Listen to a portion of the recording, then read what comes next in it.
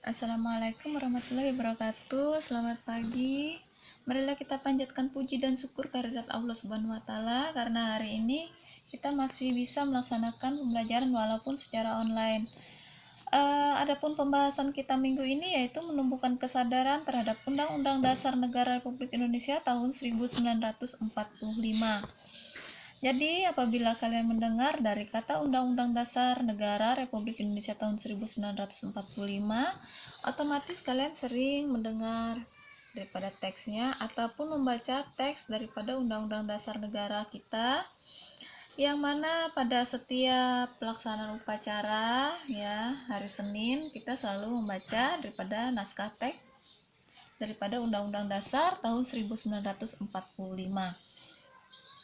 Jadi Undang-Undang Dasar Negara Republik Indonesia merupakan hukum dasar tertinggi ya dalam tata urutan perundang-undangan di Indonesia.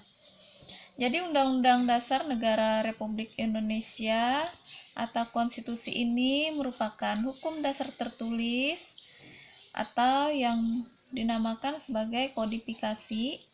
Kodifikasi ini adalah pembukuan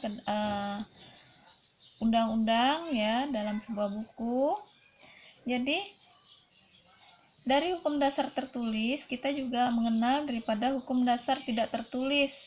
Hukum dasar tidak tertulis ini atau yang dinamakan dengan konvensi yaitu aturan dasar yang timbul dan terpelihara dari praktik penyelenggaraan negara ya. Jadi pembukaan Undang-Undang Dasar Negara Republik Indonesia memiliki hubungan yang erat terhadap proklamasi kemerdekaan. Jadi yang saya tanyakan, pertanyaan pertama, mengapa pembukaan Undang-Undang Dasar Negara Republik Indonesia ya memiliki hubungan yang erat dengan proklamasi kemerdekaan? Itu pertanyaannya. Nanti kalian jawab ya. Pertanyaan pertama. Kemudian saya jelaskan lagi. Pembukaan merupakan bagian yang tidak terpisahkan dari Undang-Undang Dasar Negara Republik Indonesia. Jadi secara sistematika Undang-Undang Dasar Negara Republik Indonesia tahun 1945 mengalami sebanyak 4 kali amandemen atau perubahan undang-undang yang terdiri dari yang pertama pembukaan, yang kedua adalah batang tubuh atau pasal-pasal, dan yang ketiga adalah penjelasan.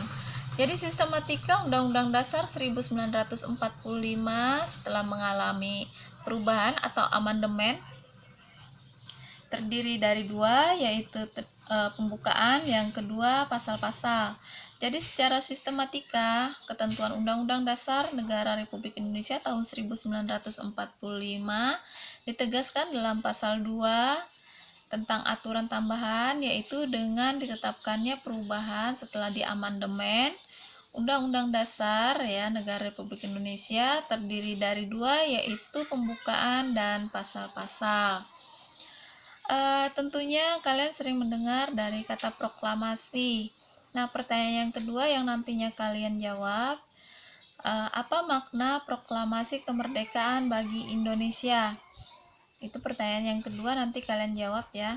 Jadi proklamasi kemerdekaan ya memuat dua hal pokok, yaitu tentang pernyataan kemerdekaan bangsa Indonesia dan tindakan yang harus segera dilakukan dengan pernyataan kemerdekaan.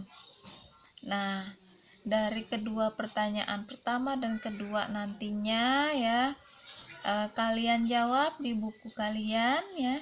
Kemudian nanti kalian berikan tugas kalian ke saya ya.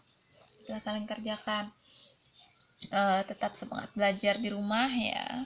Walaupun dalam situasi kita masih menghindari daripada wabah, kalian tetap jaga kesehatan ya, ikuti protokol daripada pemerintah ya.